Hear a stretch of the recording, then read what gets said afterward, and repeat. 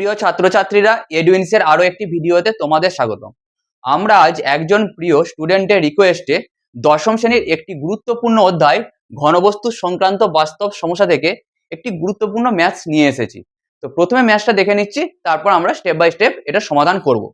তো প্রথমেই বলে দিয়েছে, একই দৈর্ঘ্যের ভূমিতলের ব্যাসার্ধ এবং একই উচ্চতা বিশিষ্ট একটি নিরেট শঙ্কু ও একটি লম্ববৃত্তাকার চোঙের বক্রতলের ক্ষেত্রফলের অনুপাত 5:8 হলে উহাদের ভূমির ব্যাসার্ধের দৈর্ঘ্য ও উচ্চতার অনুপাত নির্ণয় করি।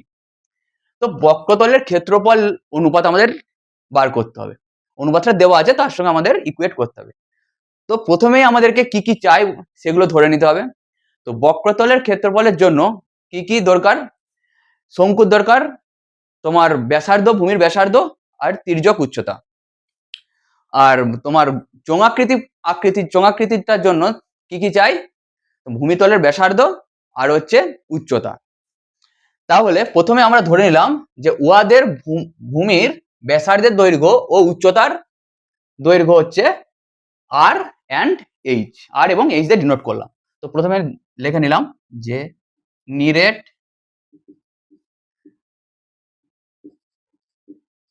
লম্ব বৃত্তাকার শঙ্কু ও নিরেট লম্ব বৃত্তাকার চোঙের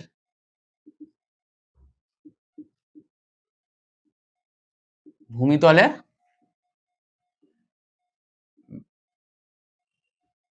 ব্যাসার্ধ আর একক ও উচ্চতা ইকুয়ালস টু এইচ একক। ওকে, চলো এরপর দুজনের বক্রতলের ক্ষেত্রফলগুলো আমরা বার করে নিচ্ছি।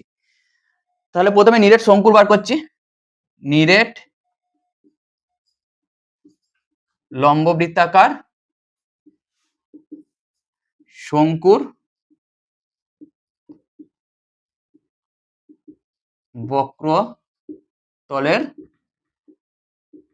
ক্ষেত্রফল ইকুয়ালস টু পাই আর এল।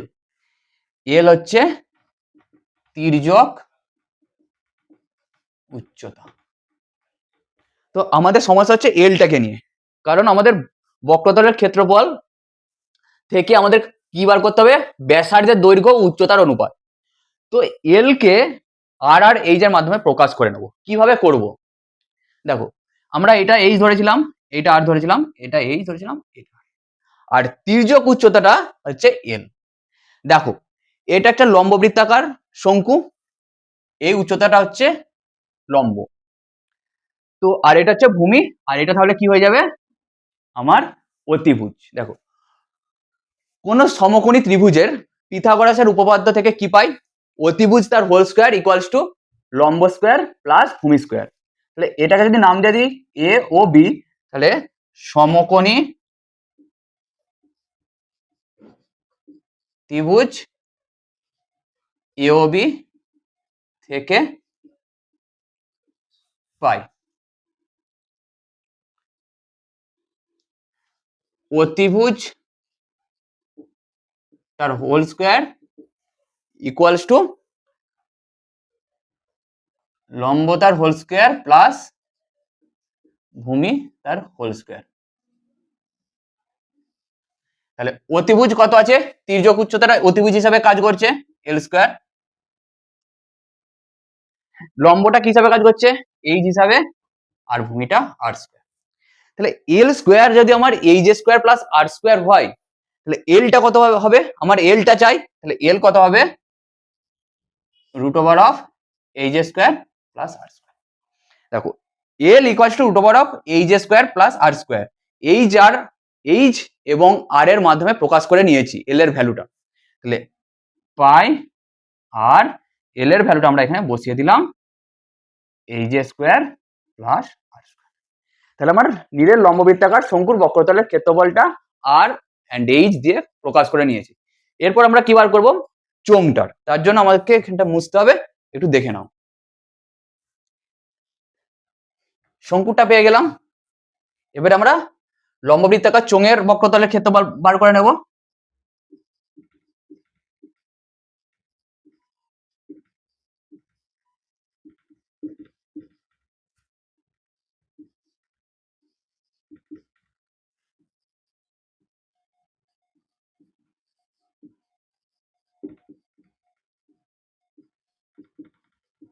বক্রতল মানে শুধু এই পুরো এই দিকের পার্টগুলো, এই দিকের পার্টের চোঙের বক্রতলের ক্ষেত্রফল কত? 2 পাই আর এইচ। এগুলো আমরা একটু এককগুলো লিখে দিই। বর্গ একক,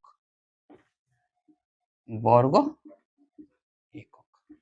তাহলে দুজনের আমরা বক্রতলের ক্ষেত্রফলটা পেয়ে গেলাম। তাহলে দুটো পেয়ে গেলাম বক্রতলের ক্ষেত্রফল দুজনের, pi R root over of H square plus R square আর 2 পাই আর এইচ বর্গ একক। তাহলে এই দুজনের রেশিওটাই আমাদের কত বলে দিয়েছে? 5:8। তাহলে এটার সঙ্গে আমরা ইকুয়েট করে দিতে পারবো। তাহলে শর্তানুসারে লিখলাম, চলো।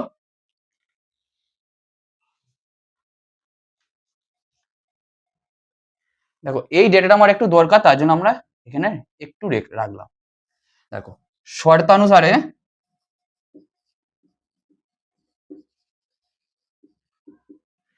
এইটা রেশিও, এইটা কারণ প্রথমে বলে দিয়েছে নিরেট শঙ্কু, তারপরে কার পার্টটা বলে দিয়েছে চোঙ।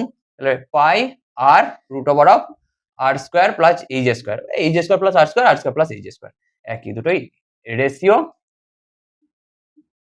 2 pi R H equals to 5:8। আমরা রেশিওকে সবসময় কিভাবে লিখতে পারি? ডিভাইড বাই হিসাবে। তাহলে এগুলো ডিভাইড বাই হিসাবে লিখে নিচ্ছি।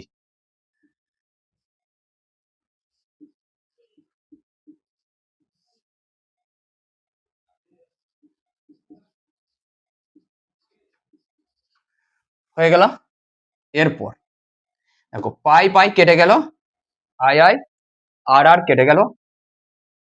তাহলে কি পড়ে থাকলো আমাদের? Root over of R square plus H square by 2h equals to 5/8। দেখো আমাদের এখানে রেশিও চেয়েছে, রেশিও চেয়েছে, আমাদের কোনো রুট স্কোয়ার থাকবে না। প্রথমে আমরা কিটা তুলবো? রুটটাকে তুলবো। রুটটাকে তোলার জন্য দুদিকেই আমাদেরকে কি করতে হবে? বর্গ করে নিতে হবে। তাহলে আমরা বর্গ করে নিচ্ছি।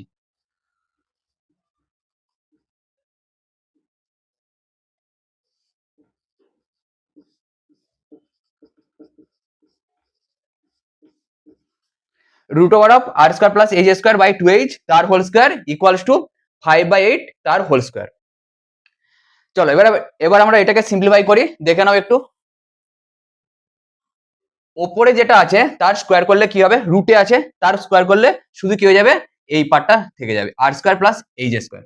তাহলে কি করে দিলাম? R square plus H square by 2h তার হোল স্কোয়ার মানে 4h square equals to 5 square মানে 25, 8 স্কোয়ার মানে 64। দেখো 4 16 64। এরপর আমরা ক্রস মাল্টিপল করে দেবো। ক্রস মাল্টিপল মানে এটার সঙ্গে এটা মাল্টিপল হয়ে যাবে, 16 এর সঙ্গে দুটোরই মাল্টিপল হবে, 16 r square plus 16 h square. আর এইচ স্কয়ার এটা কি হয়ে যাবে? 25 এইচ স্কয়ার। দেখো এবারে আর স্কয়ারের কাছে আর স্কয়ার, এইচ স্কয়ারের কাছে এইচ স্কয়ার। তাহলে আর স্কয়ার একটাই আছে, এইদিকে রেখে দিলাম। আর এইচ স্কয়ার দুটো আছে দেখো, তাহলে লেফট সাইডে প্লাস 16 এইচ স্কয়ার, রাইট সাইডে গেলে কি হবে? Minus 16 h square. তাহলে 16 h square equals to 16 r square equals to 9 h square. তাহলে দেখো আমাদের আর আর এইচ আর এবং এইচ এর রেশিও চাই, কিন্তু স্কোয়ার আছে। তাহলে স্কোয়ার গুলোকে কি করব? স্কোয়ার রুট করে আমরা আর আর এইচ নিয়ে চলে আসবো। তাহলে সবার কি করতে হবে? রুট করতে হবে। তাহলে 16 আর স্কোয়ারের রুট করলে কি হয়? 16 এর রুট করলে কত হয়? 4। আর আর স্কোয়ারের রুট করলে কত হয়? ইকুয়ালস টু 9 এর রুট করলে কত হয়? 3। এইচ স্কোয়ারের রুট করলে কত হয়? এইচ। বর্গ মূল করে পাই। তাহলে আমাদের কি চাই? আর ইজ টু এইচ চাই। তাহলে আর এর নিচে এইচ নিয়ে চলে আসবো। দেখো মাল্টিপল হয়েছিল, ডিভাইড হিসেবে চলে আসলো। আর নিউমেরিক্যালটাকে কি করব? রাইট সাইডে নিয়ে চলে যাব। 3 দেখো মাল্টিপল হিসেবে আছে, রাইট সাইডে যখন যাবে ডিভাইড হিসেবে চলে আসবে। দেখো আর বাই এইচ ইকুয়ালস টু 3/4। তাহলে আর বাই এইচ কে আমরা কি রেশিও দিয়ে লিখতে পারি? R is to H equals to 3:4। তাহলে আমাদের পেয়ে গেলাম উহাদের ভূমির ব্যাসার্ধের দৈর্ঘ্য আর উচ্চতার দৈর্ঘ্য এইচ ইকুয়ালস টু রেশিওটা হচ্ছে 3:4। তাহলে ব্যাসার্ধের